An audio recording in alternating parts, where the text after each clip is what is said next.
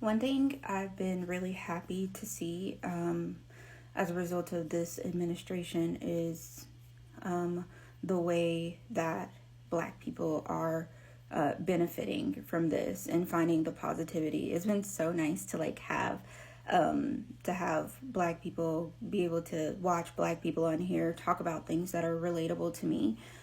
A lot of people might look at the heading and see like, how is Trump good for the Black community? We this has been so profound in our ability to step away. People see that we're right.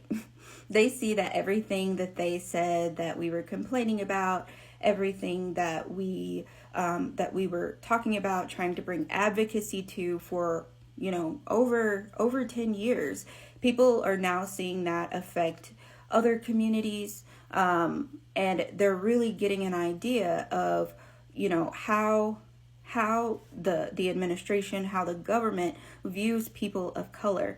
And the Black Americans were the first ones to experience the all of the things that we're seeing now. So when we tried to tell people before the election that you're right, and I was thinking about this, and I was like, regardless of administration, whether red or blue, how much have Black people truly benefited? And there have been some landmark things that we have benefited from, but in our day-to-day life, with regards to the things that we tend to vocalize the most: over incarceration, police brutality, higher groceries, over policing in predominantly Black areas, and drug use in predominantly Black areas.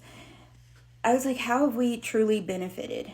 And what I've learned is, like, especially with the last administration, Biden did some really great things, but they were landmark things that could help us get from A to B a lot of times. However, our day-to-day didn't really change as much, So we were still talking about police brutality. We were still talking about how our utilities, our groceries, our everything, our auto insurance, our home insurance were higher, how we were given higher interest rates than our white counterparts for credit applications, regardless of, our credit score. So we've been talking about these things and nobody believed us. And so now that the administration is not only targeting Black people, they can actually see and feel what it feels like to have higher groceries as a result of the tariffs, have higher policing, see other people of color and other marginalized communities be affected,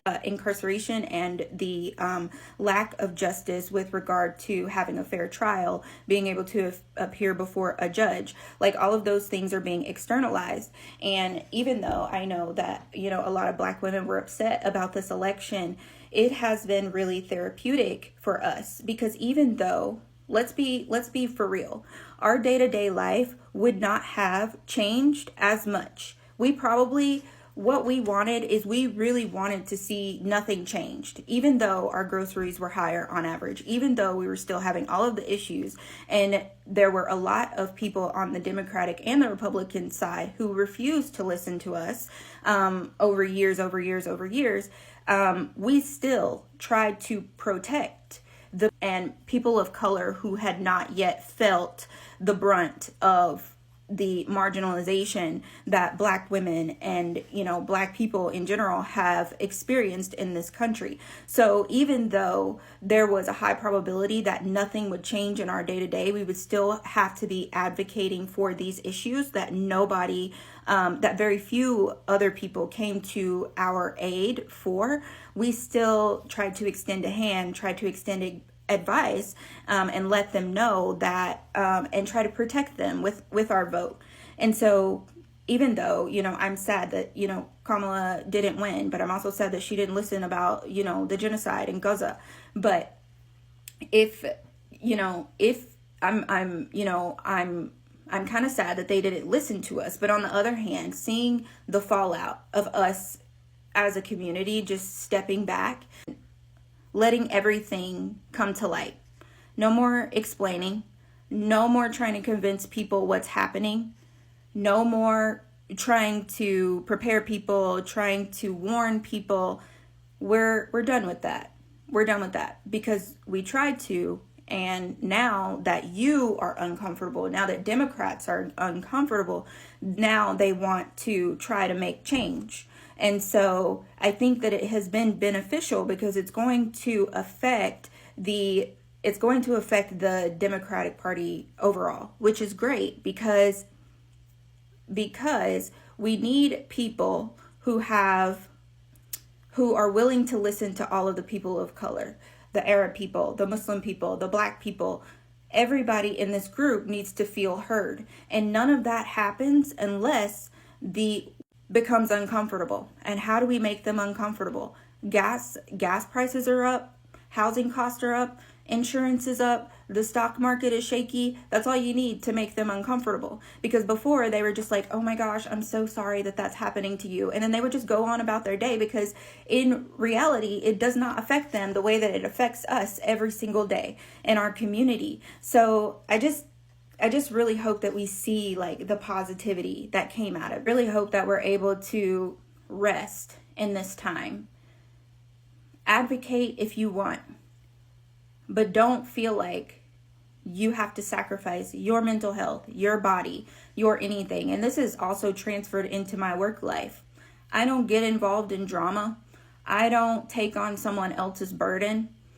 I am done doing that. I am done being the caretaker. I'm done being the consoler. No longer falling on the sword for you, so that you can stay comfortable. And I just feel like all the good that we've done, this year, in spite of everything that has come out against us, even, them trying to twist rhetoric and make it about Black people when how many Black people are in Utah? Like, come on. And so it's like, it's been nice for us to step back. And I really hope that we can continue this through the next administration, and continue to pour into us, into our community, into ourselves, into our families, and really working on building and finding resources for our communities, for the marginalized communities, so that we can thrive, and we don't next time have to rely, or whoever's over the Democratic Party, to help us with these issues that we've had for so long. So I'm really happy that you guys are resting, and I hope that you guys find peace, and I hope that you guys see your value, not just on the American stage, but on the world stage, how pivotal you are for American culture, for world culture, for pop culture. We did all of that, and our ancestors would be so proud. We're not completely where we imagined that we would be, but we're getting there, and it starts with a mindset shift.